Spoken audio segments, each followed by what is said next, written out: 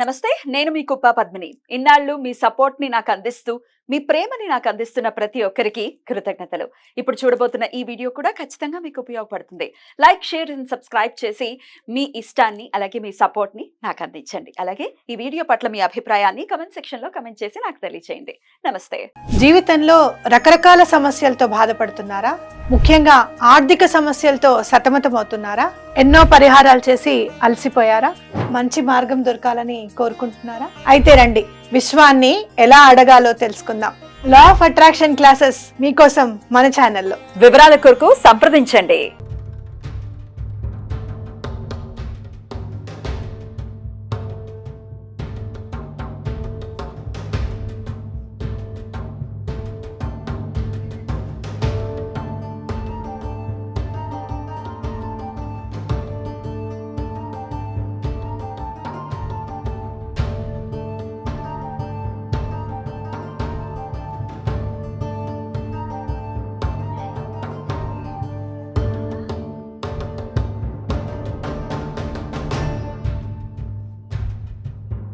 వీక్షకులకు నమస్కారం. ఇవాళ మనం శ్రీకృష్ణాష్టమి వేడుకలు చేసుకుంటున్నాం. 5251 సంవత్సరం పుట్టినరోజు స్వామివారిది ఇవాళ. అయితే స్వామివారు మనకి అన్ని డేట్స్ మీద ఎక్కువ ఇంట్రెస్ట్ ఉంటుంది కాబట్టి స్వామివారు 18 జూలై 3228 సంవత్సరం నాడు జన్మించారు. శ్రావణ మాసం బహుళ అష్టమి రోహిణి నక్షత్రం బుధవారం నాడు జన్మించారు. చాలా టైం చూస్తే 12 గంటల అర్ధరాత్రి 12కి. అంటే మనం ఎప్పుడు కూడా మేనిఫెస్టేషన్ చేసుకోవడానికి చాలా ఇంపార్టెంట్ అయిన టైము 0000. ఈ 4 సున్నాలు కనిపిస్తే మనకి ప్రకృతి ఏదో మనతో మాట్లాడాలనుకుంటుంది. అలాగే దేవతలందరూ కూడా మనకేదో చెప్పాలనుకుంటున్నారు. మీ వెనకే మేము ఉంటాము, మీరు మంచి పని చేస్తే చాలు, ఆ పని తప్పకుండా సక్సెస్ అయ్యేటట్టు దీవించినట్టు అని చెప్పి మనం 0000 టైం గురించి మాట్లాడుకున్నాం. శ్రీకృష్ణ పరమాత్ముల వారు కూడా అదే టైంని ఆయన జన్మించడానికి ఎన్నుకున్నారు అని చెప్పొచ్చు. ఆ టైం యొక్క విశిష్టత చెప్పకనే చెప్తుంది. అయితే స్వామివారు 125 సంవత్సరాలు 8 నెలల 7 రోజులు భూమిపైన నడయాడారు. నిర్యాణం అని చెప్పడానికి కొంచెం బాధ అనిపించిన 18 ఫిబ్రవరి 3102 సంవత్సరం నాడు నిర్యాణం పొందారు. స్వామివారు 89 సంవత్సరాలు ఉన్నప్పుడు కురుక్షేత్ర యుద్ధం జరిగింది. కురుక్షేత్ర యుద్ధం జరిగిన తర్వాత 36 సంవత్సరాలు స్వామివారు ఇంకా భూమి మీదే నడయాడారు. అయితే కురుక్షేత్ర యుద్ధం మాత్రం మార్గశిర శుక్ల ఏకాదశి నాడు ప్రారంభమైంది. అలాగే 8 డిసెంబర్ వరకు కూడా 8 డిసెంబర్ నాడు ప్రారంభమై 25 డిసెంబర్ వరకు ఆ యుద్ధం నడిచిందనమాట. స్వామివారు మొత్తము 4 చంపారట. కానీ చిన్నప్పుడు స్వామివారిని కన్నయ్య అని పిలిచేవారు. అయితే మథురలో మాత్రం కన్నయ్యగా, ఒడిస్సాలో జగన్నాథుడిగా, మహారాష్ట్రలో విఠలుడిగా, రాజస్థాన్లో శ్రీనాథుడిగా, గుజరాత్లో ద్వారకాధీశుడిగా, అలాగే రాంచోడ్గా, ఉడుపిలో కృష్ణ పరమాత్ముడిగా, గురువాయూరప్పనగా కేరళలో మనకి స్వామివారు కనిపిస్తారు. గురువాయూరప్పన్ అనగానే మనకి జేఎస్దాస్ గారు గుర్తుకొస్తారు. ఎందుకనంటే ఆయన క్రిస్టియన్ అని చెప్పి గుళ్ళోకి అలవ్ చేయలేదట, గుడి లోపలికి రానివ్వలేదట. అయ్యో, ఒక నల్ల చీమనైనా అయితే బాగుండే, నేను గుళ్ళోకి వెళ్ళగలిగేవాడిని కదా అని చెప్పి ఆయన ఎంతో బాధపడ్డారట. అప్పుడు స్వామివారు అక్కున చేర్చుకొని ఆయనని మళ్ళీ హిందూ మతంలో మారే విధంగా ఆయనకి ఏర్పాటు చేశారని చెప్పవచ్చు. చక్కగా గురువాయూరప్పనికి ఆయన కీర్తనలు కూడా వినిపించారని కూడా మనకు తెలిసిన విషయమే. అయితే వసుదేవుడు స్వామివారి తండ్రిగా, దేవకి ఆయన తల్లిగా మనం చూస్తూ ఉంటాం. అయితే ఆయన నందుడి దగ్గర, యశోద దగ్గర ఆయన బాల్యాన్ని మొత్తం కూడా గడిపారనమాట. అయితే బలరాముడు మనకి పూరి జగన్నాథ్లో కూడా మీరు చూస్తూ ఉంటారు. బలరాముడిని సుభద్రని పక్కనే పెట్టుకొని భ్రాతృత్వంలో ఉన్న ఆనందాన్ని స్వామివారు చెప్పకనే చెప్తూ ఉంటారు. అలాగే ఆయన భార్యలుగా రుక్మిణి, సత్యభామ, జాంబవతి, కాళింది, మిత్రవింద, నాగాంజితి, భద్ర, లక్ష్మణగా మనకి కనిపిస్తుంటారు. అలాగే కృష్ణ పరమాత్ముడు కేవలం ఒక చిన్న బాణంతో ఆయన నిర్యాణం చెందారు అంటే చాలా అతిశయోక్తిగా అనిపిస్తుంది, ఆశ్చర్యంగా అనిపిస్తుంది. స్వామివారు చిన్నప్పుడంతా కూడా ఎక్కడ కూడా ఎంతో ఆనందంగా ఉన్నా కూడా, ఎంతో అల్లరి చేస్తూ కూడా, అందరి హృదయాలు ఆయన జయించినా కూడా చిన్నప్పుడు మాత్రం ఆయన చాలా కష్టపడుతూ, ఆయన నిర్యాణం చెందే వరకు కూడా కష్టపడుతూనే ఉన్నారు అని చెప్పవచ్చు. అయితే కన్నయ్య కన్హా అని పిలుస్తారు కదా, స్వామివారిని ఎవరు కూడా కృష్ణ అని పేరుతో పిలిచేవారు కాదట. మనం అందరూ కృష్ణ కృష్ణ అంటాం, కానీ ఆయన పేరు కృష్ణుడు. కాకి రుత్వం ఇవ్వాలన్నమాట. అయితే ఎవ్వరు కూడా కృష్ణుడు అని పిలిచేవారు కాదట, నల్లనివాడు అని పిలిచేవారట. అంటే కన్న అంటే నల్లనివాడు అని అర్థం అన్నమాట. అంటే స్వామివారు ఎంత ప్రేమగా నల్లనయ్య అని పిలిచినా కూడా ఆయన ప్రేమనే పంచారు అని అంటే, అవతల వాళ్ళు ఏమన్నా నిజంగా టీజ్ చేసినా కూడా ఆయన పట్టించుకోలేదనే అర్థమవుతుంది మనకి. అలాగే ఎన్నో కరువు కాటకాలు వచ్చినా, ఎంతోమంది రాక్షసులు ఆయనను చంపాలని చూసినా కూడా వాటన్నిటినీ కూడా అధిగమించారు స్వామివారు. చిన్ననాటి నుండే పాలు తాగే పసిపిల్లవాడి దగ్గర నుండి పసిపిల్లవాడుగా కూడా ఆయన కష్టాన్ని అనుభవించారు, ఆ కష్టాన్ని జయించారు అనే చెప్పాలి. అలాగే బృందావనంలో 10 బాలుడుగా, 10 ఏళ్ల 8 నెలల బాలుడుగా ఉన్నప్పుడు ఆయన బృందావనాన్ని వదిలేసి తన తల్లిని తండ్రిని విడిపించడానికి, అలాగే కంసుణ్ణి చంపడానికి, అంతమొందించడానికి ఆయన బయలుదేరి వెళ్ళి చివరికి చిన్నప్పుడుగా పెరిగిన బృందావనానికి తిరిగి రాలేదట మన కన్నయ్య. అలాగే జరాసంధుడిని, వైనతేయుణ్ణి కూడా ఆయన సంహరించడం జరిగింది. అలాగే ద్వారకని కట్టడం కూడా జరిగింది. అలాగే సాందీపని ఆశ్రమంలో ఆయన 16 నుంచి 18 సంవత్సరాల వరకు ఆయన చదువు కొనసాగించారు. ఎంతో కష్టంతో, నిజంగా చెప్పాలి అని అంటే ఆయన గురువుగారి కొడుకుని, పునర్దత్తుణ్ణి ఆయన రక్షించడానికి ఆఫ్రికా దేశాన్ని వరకు వెళ్ళారు అని చెప్పి ఇతిహాసం చెప్తోంది. దయచేసి ఎవరు కూడా మన చరిత్రను ఎవరు కూడా మైథాలజీగా అని మాత్రం మనం అనుకోవద్దు. హిస్టరీగా, ఇతిహాసానిగానే పరిగణించాలి. మనం ఇతిహాసం చెప్తోంది అని మనం చెప్పాలి అని మనం గుర్తెరగాలి. అలాగే ఆయన చదువు అంతా కూడా చక్కగా కొనసాగింది.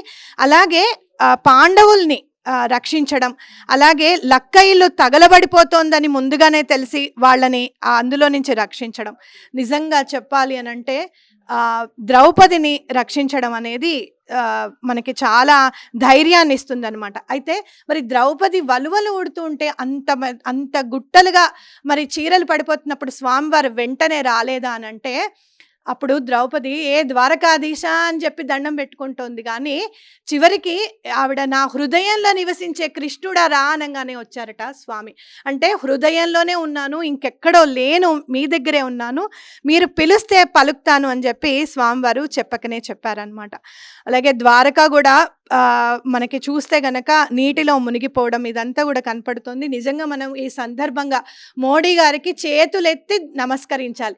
ఎందుకు అనంటే కృష్ణుడు నడయాడిన ప్రదేశాన్ని నిజంగా మనం సముద్రం లోపలికి వెళ్ళి చూడగలిగేంత మనకి ఇచ్చారు అనంటే స్వామివారు మోడీ రూపంలో మనల్ని కరుణించారనే చెప్పుకోవాలన్నమాట. మనం చాలా అదృష్టవంతులు. ఎందుకనంటే మన రామ జన్మభూమికి రాముడు రావడం, అలానే కృష్ణుడి నడయాడిన ప్రదేశాన్ని కళ్ళారా చూడడం అనేది కూడా మన అదృష్టంగా భావించాలి. అయితే కృష్ణుడు ఎప్పుడు కూడా మిరకిల్ని చేయలేదు. అంటే రాక్షసులు వస్తే గనక ఆయన ఎదురు ఒడ్డి సంహరించాడు, కష్టపడ్డాడనే మనం చెప్పాలి. జీవితాన్ని ఏ కోణం నుంచి చూడాలి అని అంటే, కష్టం వచ్చినా సరే ఎప్పుడు కూడా చిరునవ్వు అనేది చెదిరిపోకూడదు అనేది మనం కృష్ణుడి జీవితాన్ని చూసి నేర్చుకోవాలి. అయితే నాకు చాలా ఇష్టమైంది కృష్ణుడి గురించి అసలు ప్రతి ఒక్కరూ కూడా ఆలోచించాలి అని మాత్రం అనిపించింది మాత్రం నిజంగా చెప్పాలి అంటే కార్తికేయ మూవీ, కార్తికేయ 2 చూసినప్పుడు మాత్రం కృష్ణుడు ఇంతటి వాడా అనిపించేంత మనకు అనిపిస్తుంది. అయితే కృష్ణుడి గురించి ఎవరైనా చెప్పమంటే మాత్రం రాసలీలలు, ఆయనకి 16,000 మంది గోపికలు, ఆయన ఎప్పుడు కూడా ఆడవాళ్ళ మధ్య తిరుగుతూ నడయాడుతూ ఉంటాడని చెప్పి చాలామంది మాట్లాడడము, అవును కదా మన దేవుడు ఇలా చేశాడా అని చెప్పి మనం కూడా ఒకంత ఆయన గురించి అదేంటి మా దేవుడి గురించి మీరు మాట్లాడడం ఏంటి అన్న మాట కూడా మనం మాట్లాడకుండా ఉన్నాం. కానీ కృష్ణుడి గొప్పదనం గురించి చెప్పాలంటే మాత్రం మనకు తప్పకుండా కార్తికేయ 2లో ఒకసారి డైలాగ్ని మళ్ళీ ఇంకొకసారి చెప్పుకుందాం. శ్రీకృష్ణుడిని దేవుడు అని ముద్ర వేసి ఈ మనుషులకి ఈ లోకానికి దూరం చేయకూడదు. కృష్ణుడు ఒక అపారమైన మేధావి, ఉన్నత విలువలతో జన్మ తీసుకొని భూమి మీద నడిచిన మనిషి అతను చనిపోయిన ధర్మం మన మతం కాదు, జీవితం. అంటే మనకు సనాతన ధర్మం అనేది ఒక జీవన విధానం, అది మతము అనేది మనం అసలు అనకూడదు అనేది ఖచ్చితంగా కనిపిస్తుంది. భగవద్గీతతో కోట్ల మందికి దారి చూపించిన కృష్ణుడి కన్నా గొప్ప టీచర్ ఎవరు? రక్షణ కోసం సముద్రం మధ్యలో ద్వారక కట్టిన కృష్ణుడి కన్నా గొప్ప ఆర్కిటెక్ట్ ఎవరు? చూపుతోనే మనిషి మనసులో మాట చెప్పేసే కృష్ణుడి కన్నా గొప్ప సైకాలజిస్ట్ ఎవరు? హోమయాగాలతో వర్షం తెప్పించిన కృష్ణుడి కన్నా ప్రకృతిని అర్థం చేసుకున్న గొప్ప క్లైమటాలజిస్ట్ ఎవరు? ధర్మం కోసం యుద్ధం చేయమని చెప్పిన కృష్ణుడి కన్నా గొప్ప వీరుడు ఎవరు? అన్కంట్రోలబుల్ ఆర్పిఎంతో తిరిగే సుదర్శన చక్రాన్ని కంట్రోల్ చేసే కృష్ణుడి కన్నా గొప్ప కైనటిక్ ఇంజనీర్ ఎవరు? వేణుగానంతోనే గోవులని గోపికలని కట్టిపడేసే కృష్ణుడి కన్నా గొప్ప మ్యూజిషియన్ ఎవరు? He's a fighter, singer, teacher, warrior, what not, he's everything. అయితే ఆయన చేతిలో ఉన్న వేణువుని చూస్తే మాత్రం ఖచ్చితంగా మనసు ఎలా అనిపిస్తుంది అనంటే, వేణువై వచ్చాను భువనానికి, గాలినైపోతాను గగనానికి. అంటే ఏమాత్రం ఏది లేకుండా వచ్చాను. ఆయన చేతిలో మన శరీరాన్ని, వేణువుని ఎలా అయితే ఆయన చేతిని పట్టుకున్నాడో మన శరీరాన్ని కూడా ఆయన చేతికి అలానే ఆయనకు అర్పించాలి. పంచేంద్రియాలు చక్కగా ఎటువంటి కల్మషం లేకుండా ఉంటే గనక అహంకారాన్ని, మమకారాన్ని, అలాగే మనలో ఉన్న అహంకారం అని అనుకోండి, ఇంకా మిగతా ఏదైనా అంటే ఇగో అని అంటారు చూసారా, అవి గనక అహంకార మమకారాలు ఈ రెండు మీకు చూస్తే వేణువులో చూస్తే గనక 7 రంధ్రాలు కనపడతాయి. ఈ 2 రంధ్రాలు గనక పక్కకు ఉంటే గనక ఈ పంచేంద్రియాలు సరిగ్గా పనిచేస్తాయి. ఆయన చేతుల్లో వేణువుగా ఉండి ఎంతో చక్కటి వేణుగానాన్ని వినిపించే విధంగా మన జీవితం మలుస్తారు అని చెప్పి ఖచ్చితంగా చెప్పుకోవచ్చు. అలాగే వేణువుని పట్టుకున్న ఆయన 7 రంధ్రాలు కూడా మన 7 చక్రాలకి మూలం అని చెప్పేసి నా గట్టి భావన అనమాట. అంటే ఎక్కడి నుంచి వస్తుంది అనేది ఆ నాదం, వేణునాదము ఎక్కడి నుంచి వస్తుంది అని అంటే అది ఆ రంధ్రాల నుంచి గాలిని సరిగ్గా ఆయన ఊదినప్పుడే వస్తుందన్నమాట. అది సరిగ్గా గాలి వెళ్ళాలి అని అంటే గనక మన పంచేంద్రియాలు సరైన విధంగా పనిచేయాలి. అలాగే మనకి అహంకారము, మమకారాలు అనేవి లేకుండా ఉండాలి అని చెప్పేసి ఖచ్చితంగా మనం చెప్పుకోవచ్చు. అలాగే స్వామివారిది ఇవాళ సేవ చేయాలి అనే ఆలోచన ఎలా కలిగింది అని అంటే, ఏదన్నా చెయ్యాలి దత్తాత్రేయ స్వామికి అని చెప్పి నేను అనుకున్నప్పుడు, మనం ఇల్లు కట్టుకున్నాం కదా, స్వామివారికి ప్రతి నెల ఒక గురువారం కానీ పౌర్ణిమ రోజు కానీ స్వామివారికి పల్లకీ సేవ చేయాలి అనే సంకల్పం నాకు అనిపించింది. అలా అనిపించినప్పుడు శ్రావణ మాసమే మొదలు పెట్టాలి అని కూడా అనిపించింది. అయితే శ్రావణ మాసం పౌర్ణమికి మాత్రం నేను స్వామివారికి రక్షాబంధనం సమర్పించుకోవాలి అని చాలా ఉత్సాహంతో గాణగాపురం వెళ్ళడం, స్వామివారికి రక్షాబంధనం అక్కడ సమర్పించడం జరిగింది. అలా ఎలా మరి ఎప్పుడు స్టార్ట్ చేయాలి అని అనుకున్నప్పుడు నాకు వెనువెంటనే కృష్ణాష్టమి అని చెప్పి మొన్న గుర్తుకు రావడం, వెనువెంటనే రాఘవేంద్ర గారికి, ఆయన మీకు లాస్ట్ టైం మనం శ్రీరామనవమి దసరా అప్పుడు శ్రీరాముని కళ్యాణం చేసుకున్నప్పుడు, సీతారామ కళ్యాణం చేసుకున్నప్పుడు ఆయనే వచ్చి అన్నీ కూడా అరేంజ్ చేయడం అనేది జరిగిందనమాట. ఆయనకు వెంటనే ఫోన్ చేయడం, అమ్మ నేను సోమవారం అయితే ఖాళీగానే ఉంది, మనకి పర్వాలేదు, ఇంకేది బుకింగ్స్ తీసుకోను, మీ దగ్గరికి వచ్చి చేస్తానని చెప్పి ఆయన చెప్పడం, వెంటనే ఇది మనం పెట్టుకోవడం అనేది జరిగిందనమాట. ఇప్పుడు మనం స్వామివారికి కొంచెం చిన్నగా పూజ చేసుకొని స్వామివారికి ఉయ్యాల సేవ చేసుకొని పల్లకి సేవ కూడా తప్పకుండా చేసుకుందాం. శ్రీకృష్ణుడి జన్మాష్టమి రోజు, శ్రీకృష్ణుడి పుట్టినరోజు నాడు ఆయన సేవ చేసుకుంటున్నాము అని అంటే అసలు కష్టాలన్నిటినీ కూడా అధిగమిస్తున్నాము అని చెప్పి ఖచ్చితంగా అనుకోవాలన్నమాట.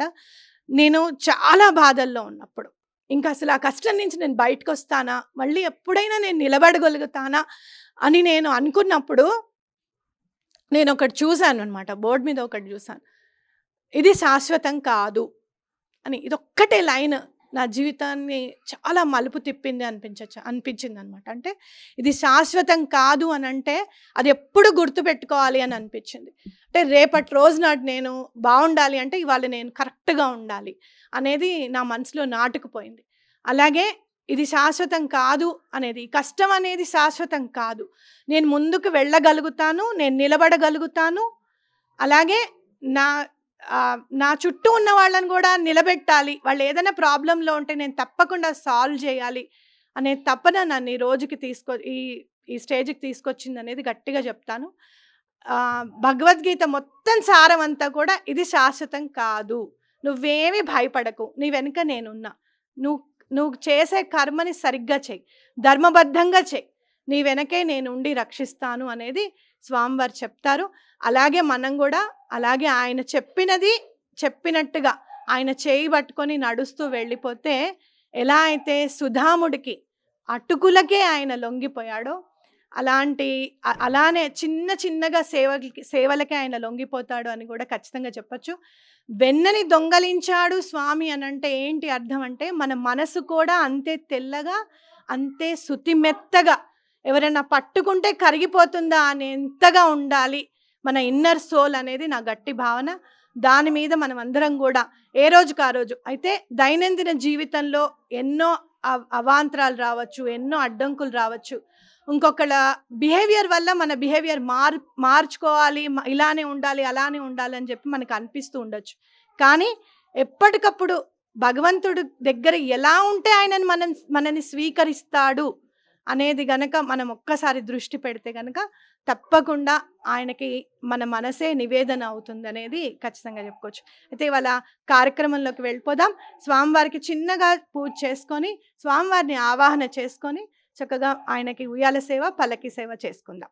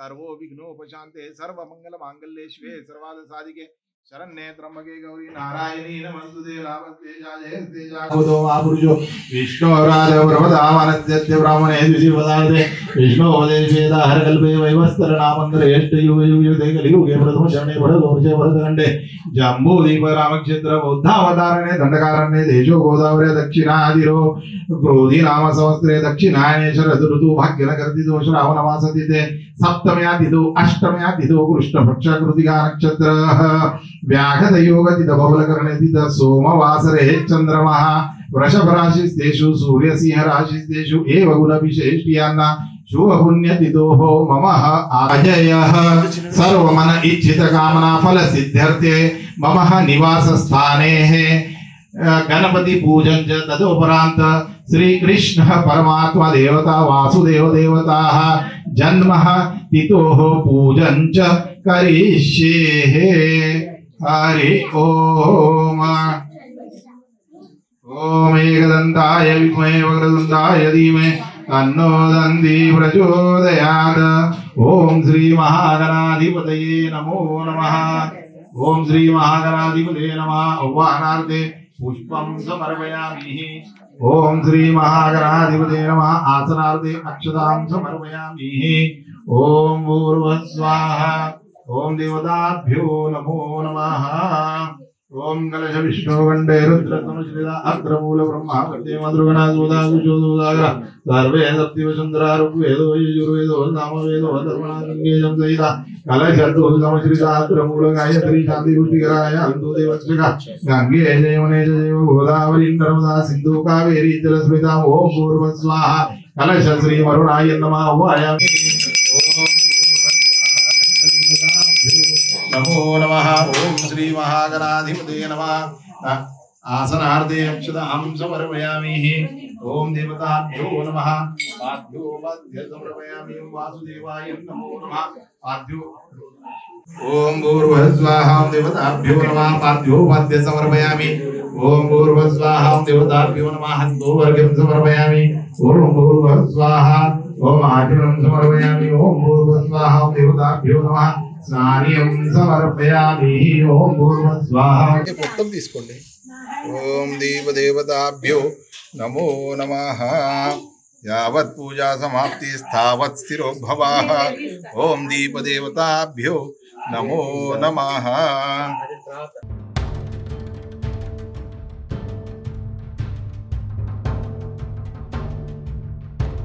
హరే నాథ నారాయణ వాసుదేవ శ్రీ కృష్ణ గోవింద హరే మురారి హే నాథ నారాయణ వాసుదేవ శ్రీ కృష్ణ గోవింద హరే మురారి శ్రీ కృష్ణ గోవింద హరే నాథ నారాయణ వాసుదేవ శ్రీ కృష్ణ గోవింద హరే మురారి నమః లక్ష్మీ రమణ గోవింద గోవింద లక్ష్మీ రమణ గోవింద గోవింద లక్ష్మీ రమణ గోవింద గోవింద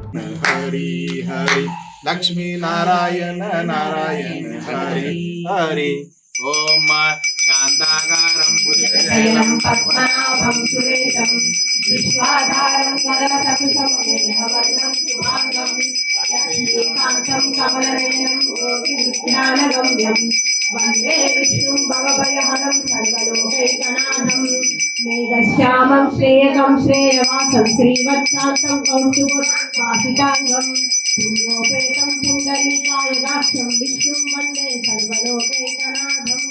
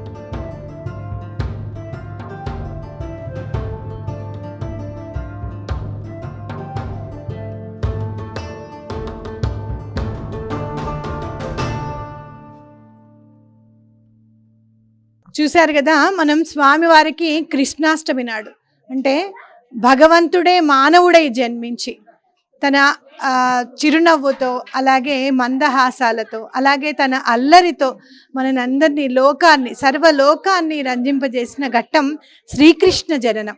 కాబట్టి అలాంటి శ్రీకృష్ణాష్టమి రోజు మనమందరం చక్కగా స్వామివారికి పల్లకి సేవ అలాగేనే ఊయాల సేవ కూడా చేసుకున్నాం. స్వామివారిని చక్కగా షోడశోపచార పూజతో ఆవాహన చేసిన తర్వాత సేవని సమర్పించుకున్నాం.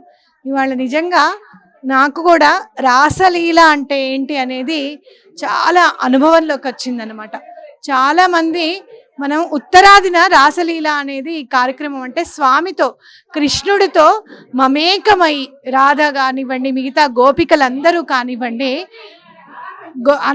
మిగతా స్నేహితులందరూ కూడా, అక్కడ ఉన్న బృందావనంలో ఉన్న జనులందరూ కూడా స్వామివారిని అక్కడికి నుంచొని స్వామివారితో నృత్యం చేస్తూ అన్నమాట మమేకమైపోయి ఆయన ప్రేమను అనుభవిస్తూ ఆయనలో లీనమైపోయి కృష్ణుడే వారిగా వారే కృష్ణుడిగా భావిస్తూ ఆయన దగ్గర ఉండడమే రాసలీల అనేది ఇవాళ అనుభవంలోకి వచ్చింది.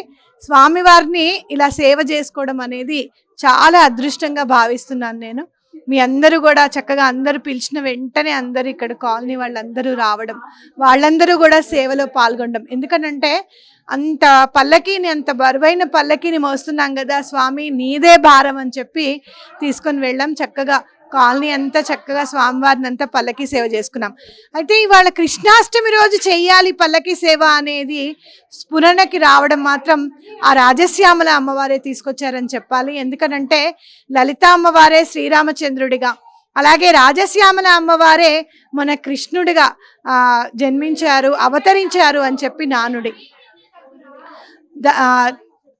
స్వామి అమ్మవారి నఖముల నుంచి దశావతారాలు ఉద్భవించాయట.